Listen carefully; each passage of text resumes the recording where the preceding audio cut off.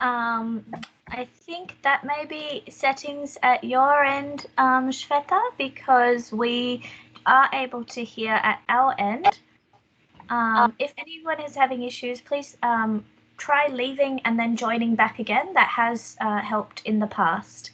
And I will now hand over to Professor Sharon Parker to get us started. Thank you, Sana, and welcome everybody to our 8th webinar. We're doing very well. And today we're going to be talking about writing. It's a very interesting issue here because I warned people that this might not be the most popular session. I thought we might get a relatively small number of people joining, but we've actually had a record number of people registering, which suggests to me that writing is a challenge for many of us. So hopefully this seminar will be informative for you guys. What I'm going to do, I will very briefly remind you of the small wins concept, and then I'm going to talk for 20-25 minutes, share a little bit of the relevant research on this topic. And then I'm absolutely delighted to share with you some insights from 2 ARC Laureate Fellows, Professor Adrienne Stone and Professor Hilary Charlesworth, who both of whom are from the Melbourne Law School. We also have ANU represented there with Hilary as well. Just a reminder, we have Slido up and running, and you're welcome to submit questions there using the code noted or via the chat. Just please mute your microphones. We probably won't try cameras today just because we do have a large number of people online. We did try that last time and it was nice, but I think we might not risk it today. Any problems, chat to Sana in the chat function.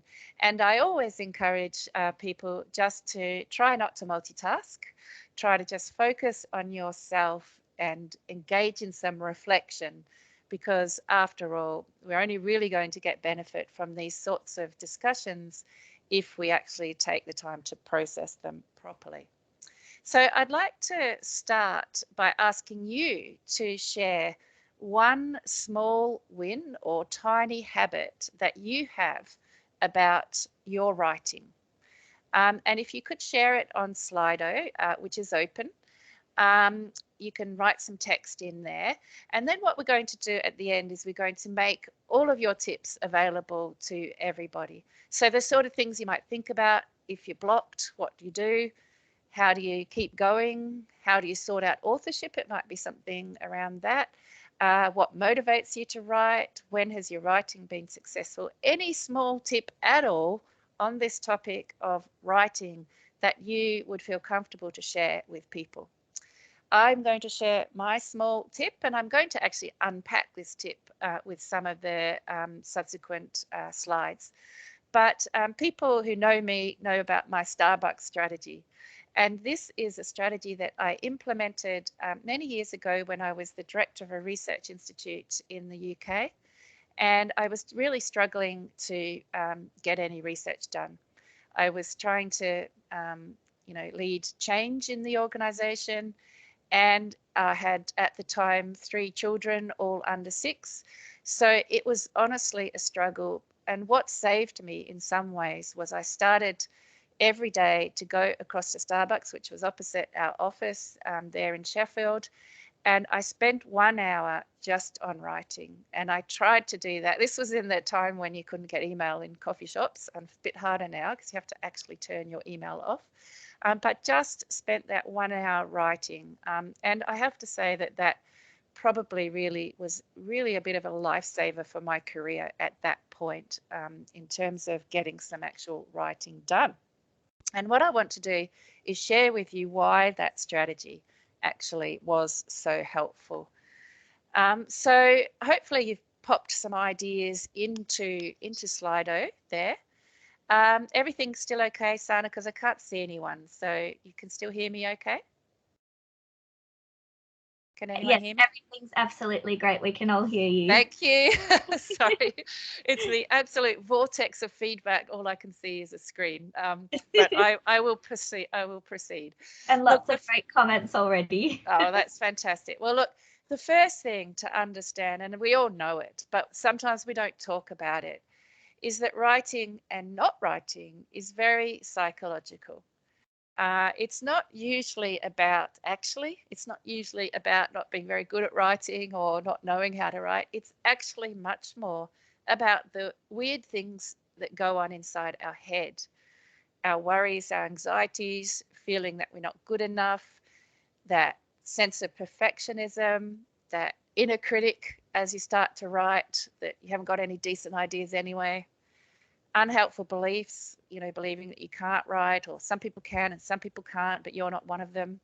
All those sorts of things. I'm going to unpack some of these a little bit more as we go. These sorts of things in our head cause some dysfunctional writing behaviors, one of them being just procrastinating, and that's when we just don't write. And another one of them being just incredibly slow progress. For example, excessively editing, the same little piece over and over again to make it perfect.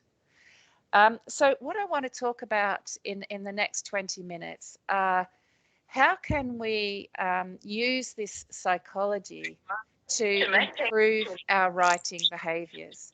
So I want to talk about procrastination. I want to talk about social processes, and I also would like to talk a little bit about cultivating a learning mindset.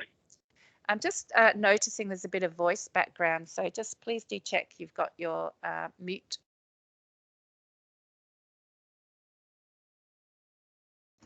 Sharon, you have to unmute yourself.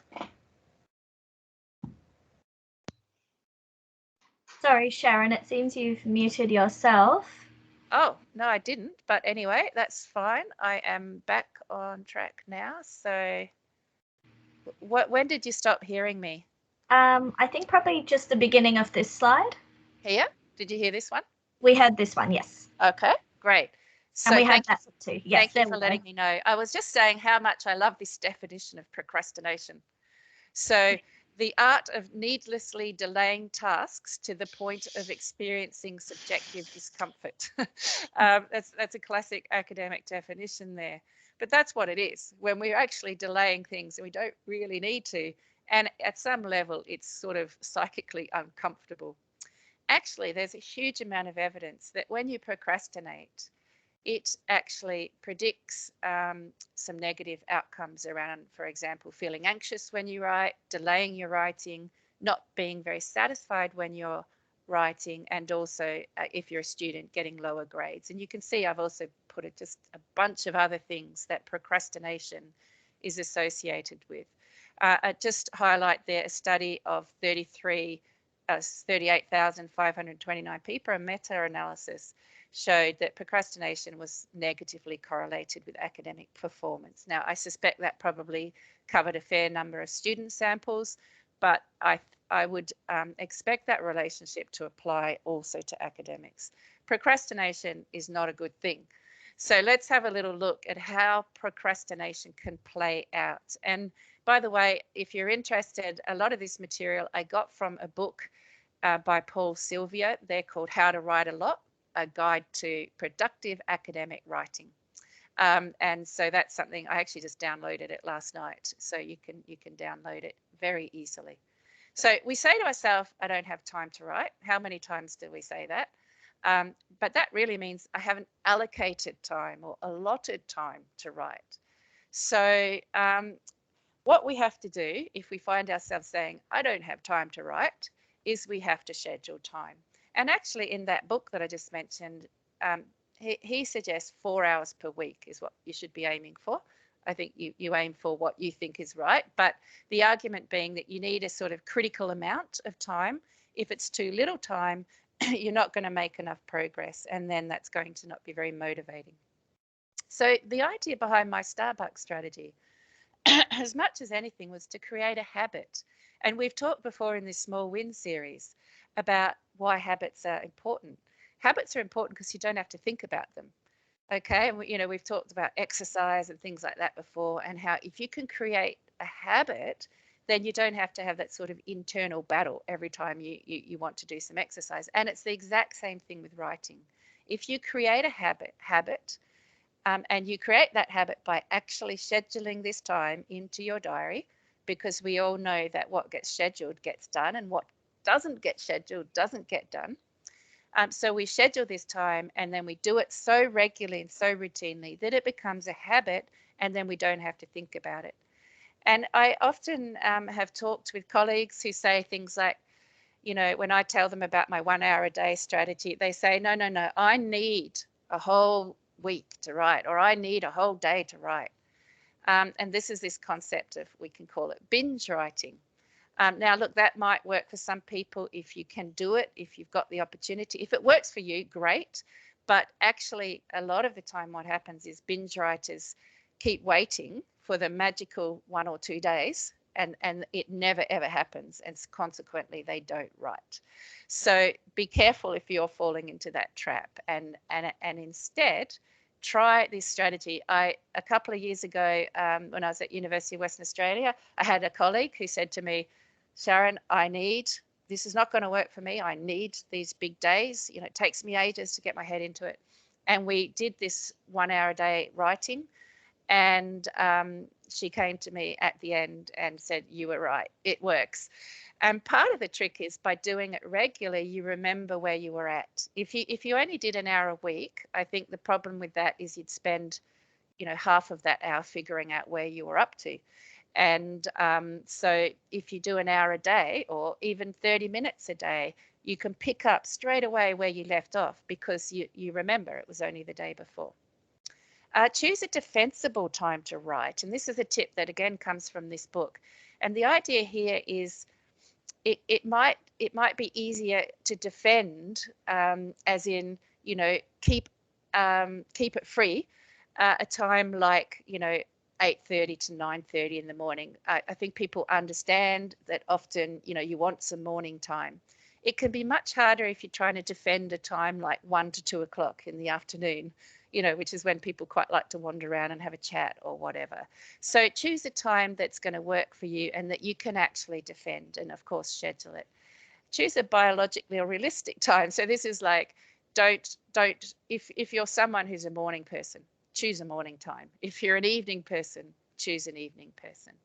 And aim for the same place if you possibly can. There's this concept in psychology of stimulus control, which is partly about how our environment, the stimuli in the environment trigger behavior almost without conscious processing. And that's sort of what we want to set up to create this habit. And so now these days I write at a coffee shop in Murray Street where I work. It's like I walk in there and I know I'm going to write, and the whole environment tells me I'm going to write. And again, it's just part of that habit creation. And I like what Stephen King says. If you want to be a writer, you must do 2 things above all others. You must read a lot and write a lot. So we write. Writing a lot is the vehicle for actually delivering publications. So there's no other way, really. Here's some other excuses that we say to ourselves. I need to do some more analyses first, or read some more papers, or develop some ideas. Well, the point is, it still comes down for habit. So if you find that you're saying, I need to do more analysis, I need to read more, and you're just saying that and you're not actually progressing those things, you're still not in the habit. Actually, people have different perspectives on this. Some people would say, your writing hour should just be for writing. Boyce actually argues it's fine to use your writing hour to do other things if that's getting you to the goal. Personally, for me, I think it comes down to you yourself and what you might more struggle with. If you struggle more with writing, then maybe dedicate the hour just to the writing and not allow yourself to do, those other things. One thing, there's a huge literature in psychology on goal setting. It's actually one of the most validated theories of all psychology theories. And all the evidence shows that goal setting actually works. But those goals do need to be specific. So it's no point just saying, my goal for this session is to, get some writing done. That's a pretty useless goal. It needs to be something like, I'm going to write 200 words, or I want to write the first 3 paragraphs of the introduction, or I'm going to write the outline for my next paper. So I encourage you to be specific. Set a goal, Just a quick goal and be specific about it. A lot of people track their progress. If you're someone who really struggles with writing, I would encourage you to do this. It could be words. It could just be the time spent. It could be the number of days per week that you achieve your 1 hour or whatever you're going to do. And another tip is some people, if you're really struggling, you add a contingency. In other words, you add a little reward to your writing. So, for example, it might be that if you go to the coffee shop, you're not allowed to have your coffee until you've achieved half your goal. Or it might be that you're not allowed to go on Facebook until you've met your writing goal, or whatever is going to motivate you. Here's some other procrastinations you might engage in. Oh, I need a new computer, I need a quiet space, or I need fancy software. Well, Fowler says you can write only with your brain. You can actually pretty much sit and just write in your head even. So that's not an excuse. I need to wrap up other stuff first. How many times do we say this? I need to clear the decks. And I love this quote by Boyce. Clearing the decks is mental alchemy. We transmute the lead of procrastination into the goal of efficiency. So actually, though, we're just procrastinating. So we make it sound like it's a really great thing to do, clear the decks, and it's going to be really efficient. But actually, yep, we're still procrastinating. Here's another one. I'm waiting until I feel like it. Or I'm waiting until I'm inspired. I want to share with you a little study that Boyce did. He randomly assigned college professors to 3 conditions. The first condition was basically he said, guys, you're not allowed to write. You're only allowed to write if you absolutely have to, like writing an email or something. The second group, he said, you're the spontaneous condition. And he said, right, you've got put in your diary these 50 scheduled sessions of writing, but just keep them in your diary and only write when you're inspired, when you feel, that you're ready to write. And then in the third contingency condition, again, 50 scheduled sessions, but people were actually told to write, forced to write, and they basically had to donate they actually had to donate to an organisation they didn't really like if they didn't achieve their writing. So you could say that was a negative contingency that they had. So the interesting thing is that in that third condition, people wrote 3.5 times as much as in the second condition, and they wrote 16 times as much as in that A condition. So people write more when they're forced to write. But you might think, oh, well, but it's all rubbish, right? But in this study, they also measured, got people to record how often they had creative ideas. And in the third condition, there was just 1 day in between people's creative ideas, so they kept diaries. But it was 2 days in the second condition and 5 days in the abstinence condition. In other words, actually regularly writing is going to help make you more creative. And I personally have experienced that, and I suspect some of you have. So I love this quote by Peter de Vries. I only write when I'm inspired. So I see to it that I'm inspired every morning at 9 o'clock. And maybe that's the way to think about it. I want to turn to the second element. And so I want to talk about the power of social aspects of writing. There is academic evidence that writing together can actually help. And this gives rise to the idea of writing groups. If you don't have a writing group, you can set up a writing group. It is within your power. There's a couple of different types of groups that are out there. The first type of group is a goal and accountability group. And that book that I just shared, he's had an accountability group going for 15 years. And what they do is they don't write together, but what they do is they meet for coffee for 20 minutes. There's, I don't know, I think there's 10 or so of them. And they actually review whether they met their goals from the week before.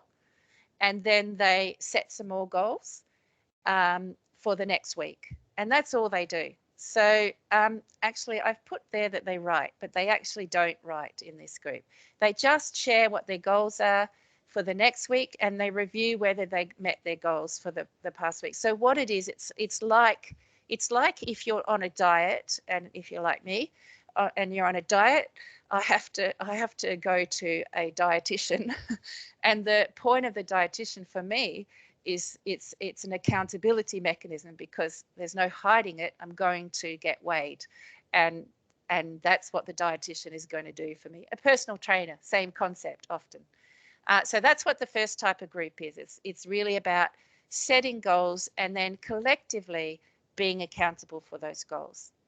The second sort of group is when people come together and write. So you might have a shut up and write group. It could be face-to-face. It can be online. So a lot of us in Australia are locked down again. It can be online. It can be a retreat. We just had a retreat recently. Maybe Jess can talk about that a little bit later. I have to say it was very interesting. We had 2.5 days sort of out in the Australian bush almost, where there were about maybe 30 of us all writing. It was very interesting at the end, because people went around and said how they'd gone and what helped. And so many people said how powerful it was just to be surrounded by other people who were sitting quietly and writing. And if they felt that their motivation was wandering, they would just look around and go, oh, everyone else is doing it, and they would keep writing again. So again, a little bit of an accountability mechanism, but also just, a sort of shared goal and experience. The third sort of writing groups are sometimes involve feedback. So they might be a smaller group, a more stable group, that meets very regularly. But there's a shared commitment to giving each other feedback. So you might set up a mechanism. It might be each week one person submits something that everybody reads and they get feedback, or it might be something else. But the principle there is to give feedback. And I want to just talk about feedback a little bit, because if you are a procrastinator, there is research that feedback on your writing is especially helpful. And I can't tell you the number of times I've said to my PhD students when I can see that they're procrastinating, it's like, give me something, just give me something. I don't care what it is, just give me something. Because sometimes what's happening is they're holding on to things, making them perfect. And that you can just give some feedback and really help them move forward.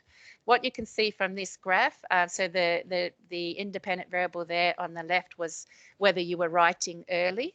And what you can see is that if you're a low procrastinator, so that's over on the left-hand side, people are writing early anyway, whether you get no feedback or not. So if you're not a procrastinator, you write early.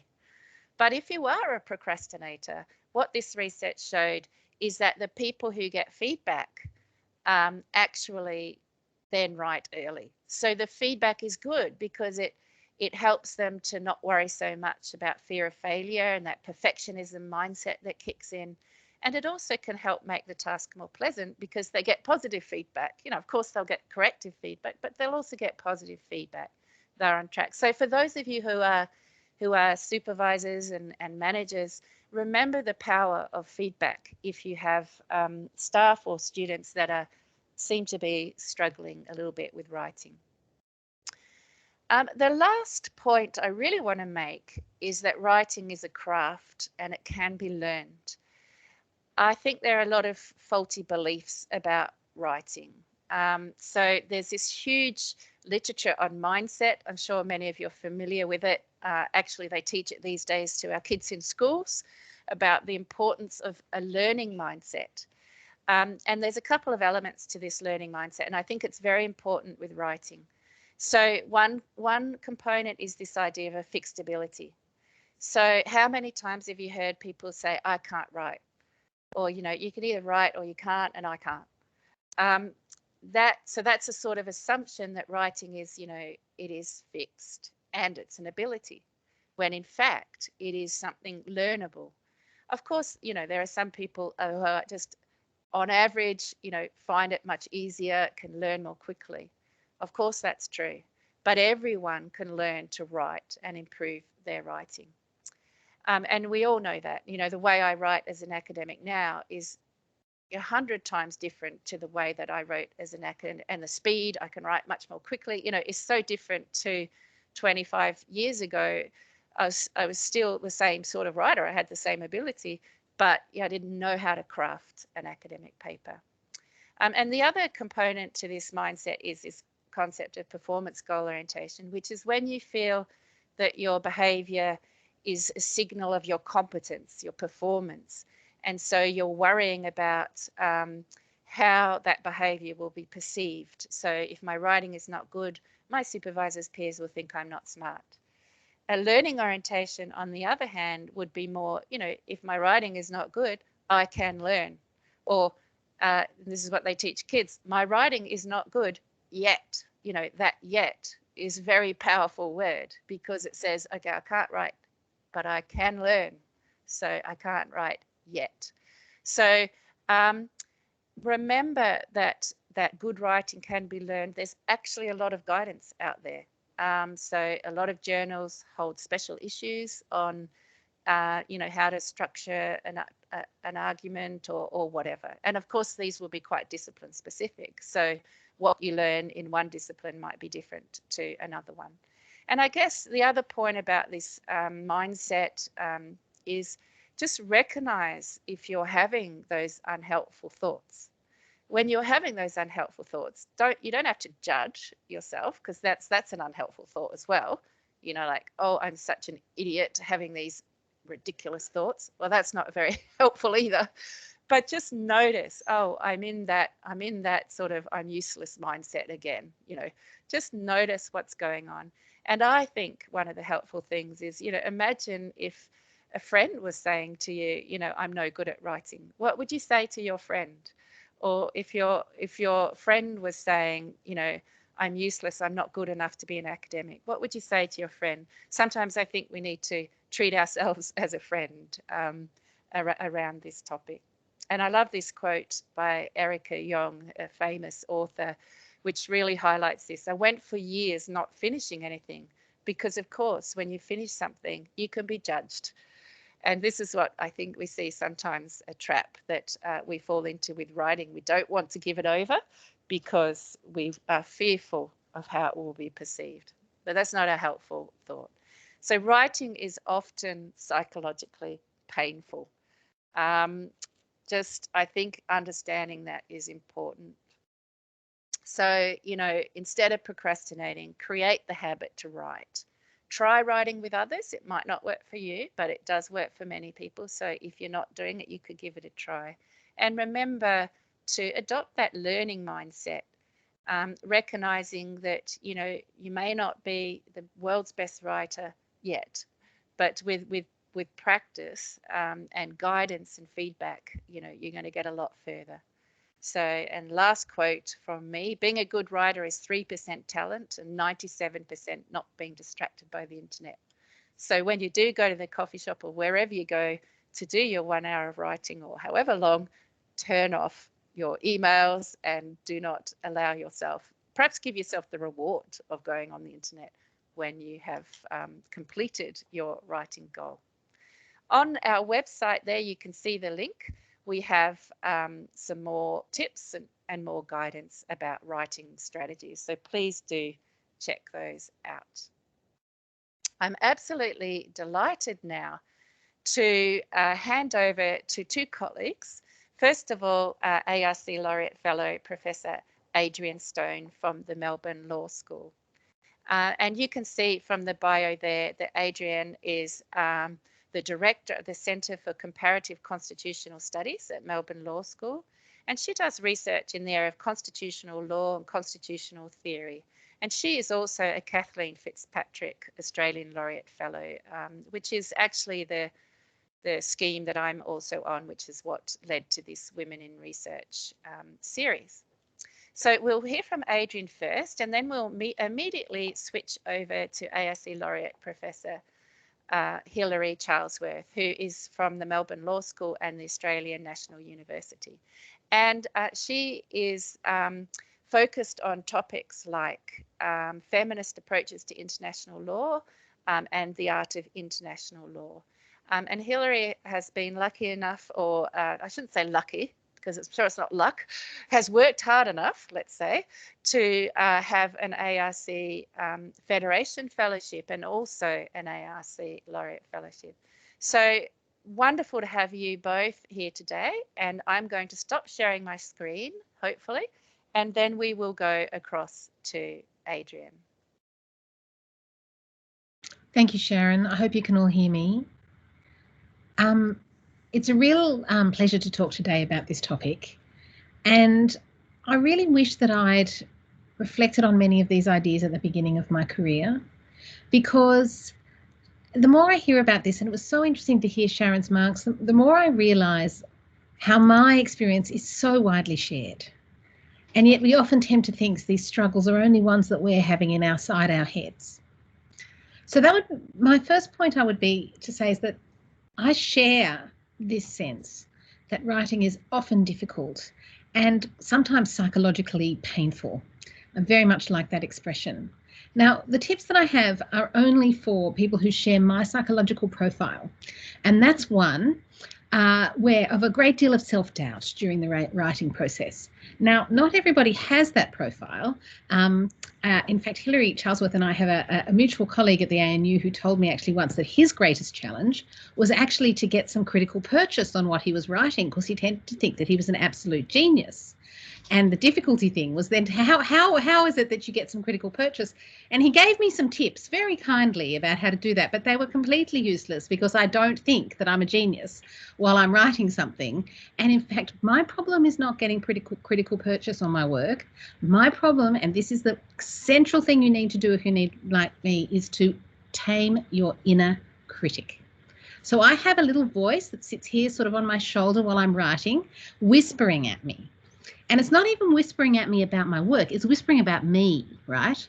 This is no good. You're not really any good at this. And when people read this, they will see all the problems with it. It doesn't actually helpfully point out the problems to me. There's a sort of generalized sense that this is not good work. And I struggled for a long time with how to deal with this. And I conducted a very long-term study to see if eating copious amounts of chocolate would help. And I have to report that it's no help at all. It's quite a fun way to spend the afternoon. But you need to do something more than just eat chocolate every time you feel a bit of self-doubt. And so I guess I have a couple of things to say that had really helped me. Okay, so most of them around just shifting your focus. So one thing is, I think we have to remember that writing is our job. And we're entitled to do it as part of our job. Like a lot of academics, and maybe even particularly a lot of women academics in leadership positions, I often felt that everything else was my job on some level. My students were my job, my teaching was my job, my marking was my job, my service to the faculty was my job, and writing was just, that's the bit for me. And I think we're the only people that I know, academics, who sort of say, oh, once I've done all my work, then I can really do the thing that's for me, right? My writing. But your writing is part of your job, and you shouldn't ever feel guilty about doing it. In fact, you should be making sure that you're doing enough of it. And I actually think we need to be serious about the percentages within our work descriptions that are allocated towards research. And if you have a 20% or 30% or 40% research system, what it is, you should be tracking it. And if you're not doing enough research, you're actually not doing your job properly, and you need to talk to someone who mentors you about how to make sure that your workload is manageable. Okay, that's the first thing. The second thing is a strategy which I called Zoom way in or Zoom way out. So I think when you are writing, the most unhelpful level on which to focus is things like, will I get this article done in time? When I present it at the conference, will it be received well? And will I get done in time that I'll get that next promotion, sort of that middle level? I think that's the anxiety producing level. So I think zoom right in on what you're actually doing that day. I want to read this article and think about them, and then write that section of my paper and just focus on that. Or alternatively, zoom way out, and think about the universe and the stars and what makes life really meaningful. And that also is quite a good way of dealing with your anxiety. And so try to toggle between those two and spend as little time as you can on that what is for me, that very anxiety inducing middle level. And so it's your job, zoom in and zoom out.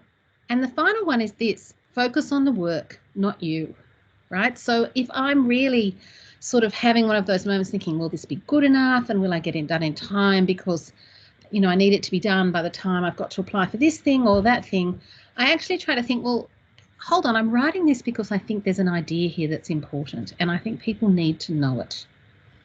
And actually the point of me writing is to communicate this idea to the world and maybe even to have some change or some effect in the world. And when I recall that, then it helps me put all those anxieties, which are really just anxieties about me, away. So the last one, the next one that I would say about shifting your focus is I've come to recognise that that little inner critic is never going away. There was always this point I thought I would get to where I would just be one of those confident people, and I never really got there. I've just learned to sort of not listen very much, to sort of recognise that, oh, okay, here's my inner critic. Okay, I know what you're going to say. You've said it before and I'm not listening, and I move on. Okay, so shifting your focus is really good. Taking advantage of mentors and friends, I think, is really, really important. I really do want to acknowledge the importance of mentors if you're lucky enough to have good mentors. And I should acknowledge actually that Hilary Charlesworth has been a very important mentor to me over the years. In fact, I very much remember, and I don't know if Hilary remembers it, being beside myself when I was pregnant with my first child and very, very sick in the early part of the pregnancy and supposed to be going to give a paper that I really wanted to be good, and no one knew I was pregnant and I felt it wasn't. I can just remember being beside myself, and Hilary absolutely talked me off the ledge, and I've been endlessly grateful for it. And I also want to mention another wonderful mentor I had, the late Professor Tom Campbell, who was the Dean of the ANU Law School when Hilary and I were both there in the early 2000s. And Tom gave me the most wonderful piece of advice, and so I want to bequeath it to everyone in his memory. Very early on in my academic career, Tom very kindly included me in an application for an ARC grant when I would have stood no chance of getting one myself. And I thanked him profusely. And he looked me dead in the eye and he said, "Stop thanking me and act like you're entitled." He said it very sternly, and I felt very much corrected. And it was a wonderful, I guess, way of making me remember that that sense of not really being, that sense of being an imposter that so many of us experience, that sense of gratitude is actually sometimes misplaced. And in fact, one of the things I've come to realise over the years is that actually that inner critic, that's the imposter, not me, that's the imposter. And I keep that very firmly in mind. Now, I've been enormously fortunate, and I'm sure any of you who are mentored by Sharon Parker or Hilary Charlesworth are enormously fortunate as well. Not everybody is. But I do think that if you're not, your friends can be your mentors too. And I have received wonderful mentoring from academic peers, and I still have a small group of just 2 other colleagues who are my peers, and that we meet about once a month to have lunch. And we start by each of us putting what we call our dot points on the table that we want to discuss and get the others' advice on. And it's really, really wonderful. And I actually find that I'm wonderful at giving other people the advice I should be taking. And so that this act of mentoring somebody else or giving friendship, academic friendship to someone, actually makes me realise what I should be doing too. It's very easy to advise someone else, much harder to take the advice yourself. So, whether or not you've got senior mentors, as I've been fortunate to have, I do think that you can create a mentoring atmosphere amongst a group of peers, and I really encourage you to do it. And the last one, very last thing, if I have the time, Sharon, is that I do think that working in small chunks is the answer. In fact, I was so delighted to hear of Sharon's Starbucks strategy, because I for years had my own strategy, which those of you who are from Canberra will know was the Tilly's strategy, where Tilly's was this wonderful cafe you must go to if you go to Canberra that was between my house and the university. And I used to leave my house, and this is when I had small children. I couldn't work at home. There was small children everywhere. And I'd go to Tilly's and I would write for 2 hours and have a cup of coffee.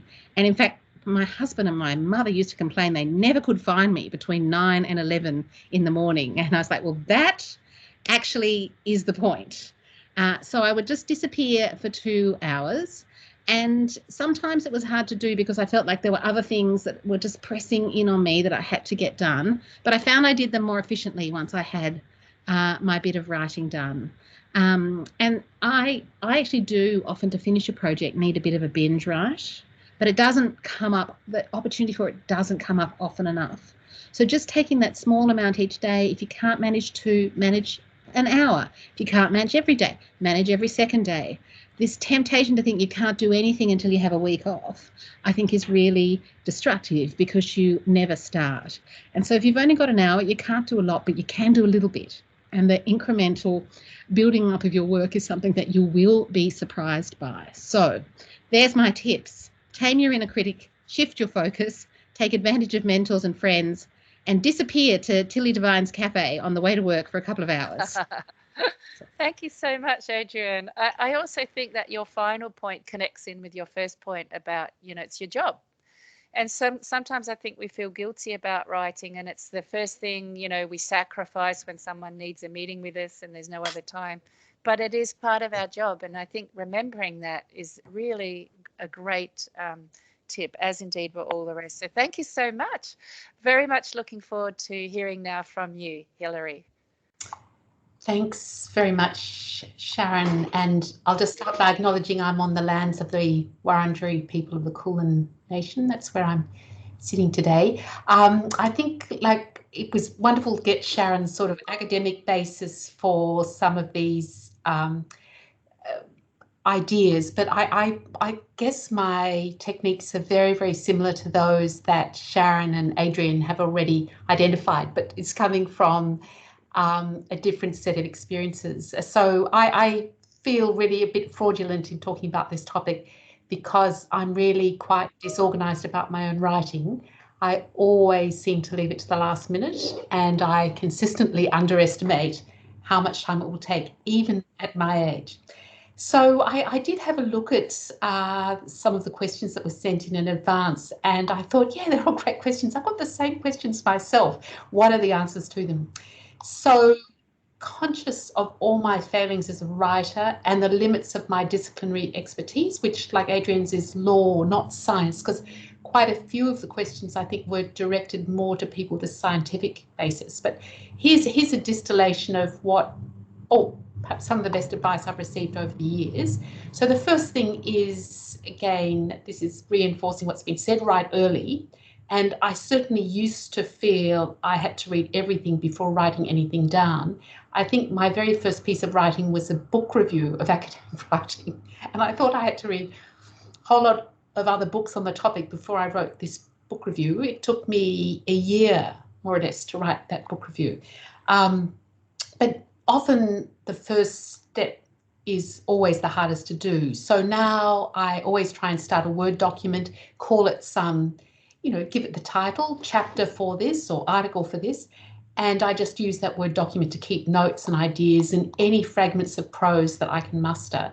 And then it gives me some satisfaction, even if it's completely hopeless, to sort of print it out and then to mark it up while I'm having a cup of coffee. So it gives you a sense of progress and immediately, for me at least, lifts the fear. And if somebody says, have you started that? I'll say yes, even if I blush a little, revealing how little is in my Word document.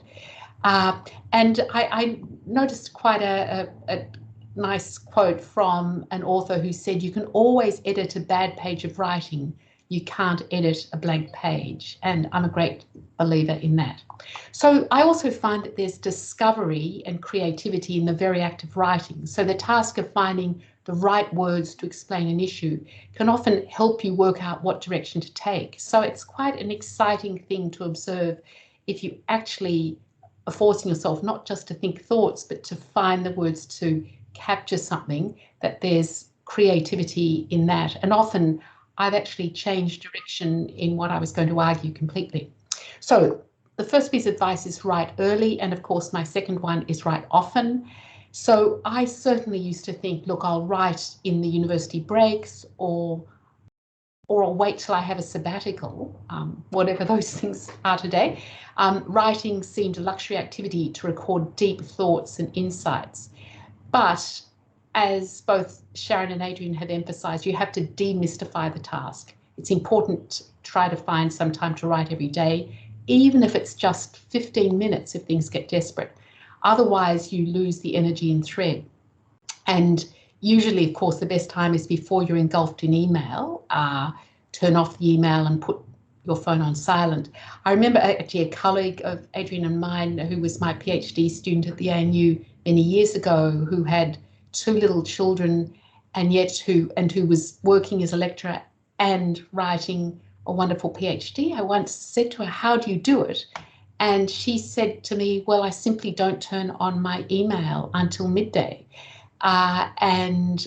She thought, and I'm sure that's correct, that everything could probably wait. Nobody will criticise you for being a few hours late on an email. So there's no substitute, I think, for daily writing, but writing retreats can be very useful, as Sharon's pointed out.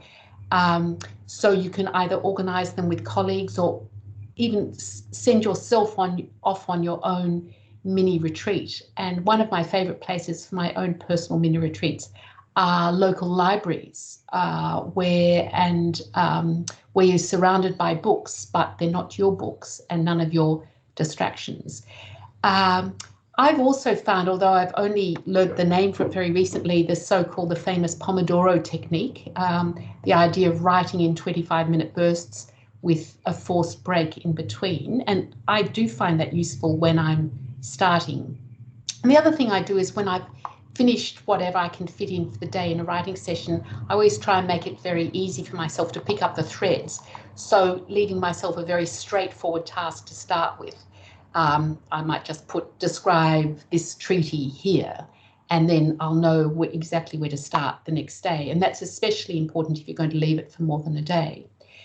So what if you absolutely get stuck and there's no inspiration? What I've tried to be doing lately is just to experiment with simply writing that all down. So being autobiographical. That probably won't make it into the finished product, but in one case it has, where I just started saying, I don't know why I found this topic so difficult to come to grips with, and included it as a prologue in a piece. The other thing I find if I'm stuck, actually walking is wonderful by myself, and I often find that if I just take an issue with me and there's something about the physical movement, it's not cycling, it's not running, it's walking in my case, is very, very helpful. A third one, again, has been emphasised, collaboration and group writing. I must say some of my collaborative writing has been, well, it's been some of the very best across my career, and also in a couple of cases the very hardest part of writing. Some of you asked questions in advance on how to manage co-authors who are not pulling their weight. I think sort of starting off with a plan and being honest about it is the best way ahead. I found it's often worthwhile trying to call a meeting near the start of a collaborative project and keep notes of what's been agreed and to circulate them. And this is easier, obviously, if there's more than one collaborator, but it's even useful when you're just working with one other person. And make sure you have regular collaborator meetings and always keeping notes and circulating those. And it acts perhaps as a gentle form of pressure. And if necessary, if things just aren't working, you have to think of an out for the other person who's not able to deliver that gives them, that's still face saving, just some way of designing an exit strategy for them. Again, creating feedback communities. Many academics in your field will be happy to comment on drafts, even if they're not in your institution. Always check in advance. It's a bit daunting if somebody, perhaps just you've never met, just sends you something and saying, I'd love your comments on this. I think it's always nice if you check in and say, can I send this to you? Perhaps suggesting, look, even quick comments are going to be useful on this. And I think you can the important thing, I think, in academic life, if there are no obvious mentors in your institution, appoint honorary mentors, approach people that perhaps whose writing or whose field you admire, and see if they're willing to do this. Finally, I just want to mention two very useful things I found. There's a wonderful website called Allegra Lab, and it's actually a social anthropology blog, but I think it's really useful for all people who are struggling with writing. And they've on their website, they've got a lovely academic slow food manifesto, and it just talks about the value of taking a slow approach to research and writing, and I highly recommend that. And it's a brilliant blog. I just love reading it, even though I'm not an anthropologist. And finally, one of my favorite books was given to me by a colleague. I don't know if you can see it, but it's a lovely book by Amitava Kumar called Every Day I Write the Book, Notes on Style, published just last year. And I find it quite inspirational in terms of what works when you're trying to find the words to wrap around a problem. Back to you, Sharon. Well, thank you so much, Hilary. Again, fantastic ideas, and I think Sana has already shared the link to that website that you just mentioned. I just want to endorse the lovely comment about that autobiographical writing when you're stuck. Just actually writing why you feel stuck. Just sometimes it's just enough to unblock you. So I love that comment.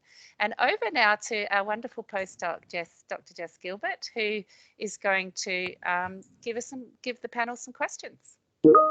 Thanks so much, Sharon. I thought what I might do first was just summarize some of the tips that we had on Slido. Yes. Which were the tips from our audience today for how they sort of get through and do their writing. And interestingly, a lot of the tips that the panel shared today also came through from our audience. So utilising that social, writing together, writing in cafes, marking that time out in your calendar, repeating a mantra such as like get it written rather than getting it right. You can always get it right later. Putting in a deadline and making sure you're accountable to send it to co-authors, going out for a walk, and also writing down notes on the go. So whenever things come to mind, just jotting them down for later. And also using the Pomodoro method as well, which is that tomato timer method, which is one of the main reasons I finished my PhD on time. I also wanted to share a tip from me that Sharon gave me, which is always write the best thing first, which I always loved when I had multiple papers on the go and I wasn't sure where to start or what to work on. Sharon always told me to write the best thing first, and I always stick to that now. So thanks, Sharon. We had about 80 questions submitted from our registrations through the attendees. So I've themed them so we can sort of get through most of them today. The first one I think has been covered mostly through the panel's presentation, which was more about managing that procrastination and anxiety and perfectionism, the self-critic in your head and that sort of thing. So we might, just in the interest of time, move on from that one. But a main one was about how do you decide on authorship and how do you manage relationships with your co-authors, and what are some tips on, you know, effectively writing collaboratively? Maybe Sharon, did you want to start with an answer for that one? Oh, you're on mute, sorry. There we go. Sana, are you able to turn off the beeping every time somebody sends a chat? It beeps. I think that's me. Sorry. Oh, okay. That's okay. Everyone just started. Sorry. Look, I think Hilary said a very important thing in response to this, which is about trying to be clear about it earlier and writing some notes. I think clarifying authorship up front is good. I think discussing it is good because people have different norms. And also Hilary made the point that discipline differences are vast.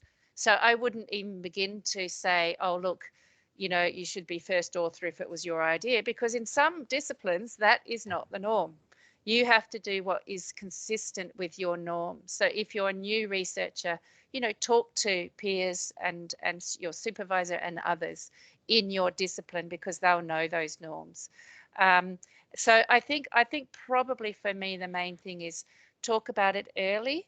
If you feel that over time, the first author, if the first author's role is to lead and they're not leading, talk about it as soon as you can too, because you don't want to leave it until the end when it's a fait accompli and you've got wildly different expectations. So I think it's being brave and being assertive. And remember, we have a webinar on being assertive, to try to raise these issues as they emerge. Even though they're painful, they don't get less painful, they get more painful. So discuss them as soon as you can. But Adrienne, do you have any comment on this topic? So I guess I would say, if you can, if you're in a discipline like mine, choose your co-authors very carefully. And bear in mind, I think that it really can be wonderful to collaborate. I think I've done it more as I've gone on.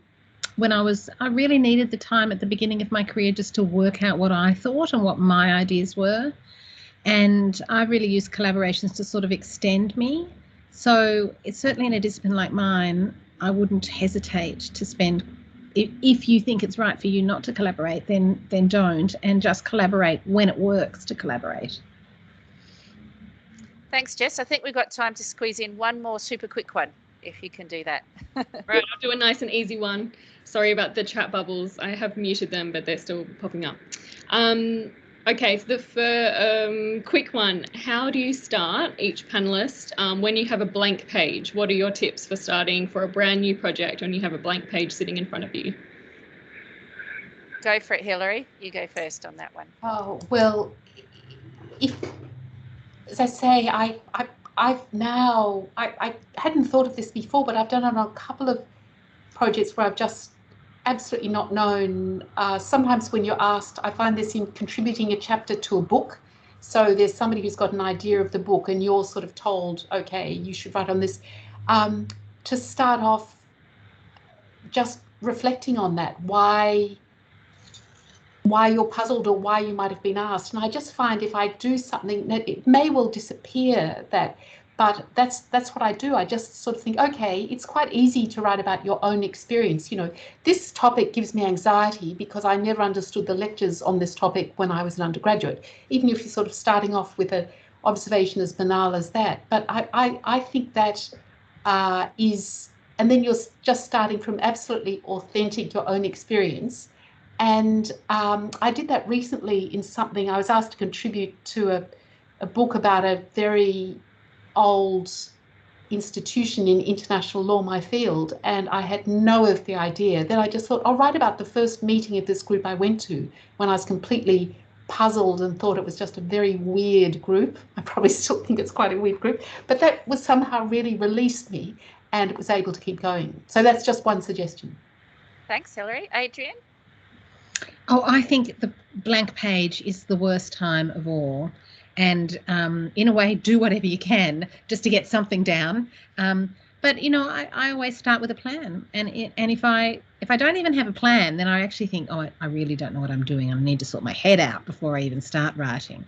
And I do think it is good to remember sometimes that if you're really having trouble writing, maybe you just haven't done the thinking yet. And so stop writing and start thinking. And then that will help you get back onto the writing. Thank you so much, Adrienne. And I would just add one last little tip and then we'll wrap up. Actually, I'm a bit of a fan of outline view. Some people don't even know this exists, but you can put on outline view on Microsoft Word, and it's a fabulous way of organizing your ideas. So when I've got a blank page, I'll create the plan, but I like to create the heading structure with the plan. And then I can use the outline view to shift things around and I get this sort of immediate sense of progress. So check out outline view if you've never used it before. Look, I'm not going to switch back to the slides. I'm going to just at this point say thank you so much, everybody. Adrienne and Hilary in particular, it's been absolutely wonderful to have you on. Adrienne, I know you've got another Zoom call straight away. This is the Zoom zombie phenomenon that we all live in. And thank you to Jess and Sana and Isabel, the team behind the scenes. Stay tuned for our next seminar. I don't know what the topic is, but we will let you know. Thank you, Hilary, Adrienne, and goodbye, everybody. Thank you very much for joining us. Thank you, Couldn't do Sharon. it without the audience. So thank you, guys. Thanks. Bye, everyone. Thanks a lot. Bye. Thanks, everyone. Take care. Thanks everyone for joining, and don't forget we will send a follow-up email with the link to the recording, all the links mentioned, and we look forward to seeing you for the next seminar. If you didn't register but received the link from someone else, please email us at ctwd.curtin.edu.au and we will add you in. See you next time.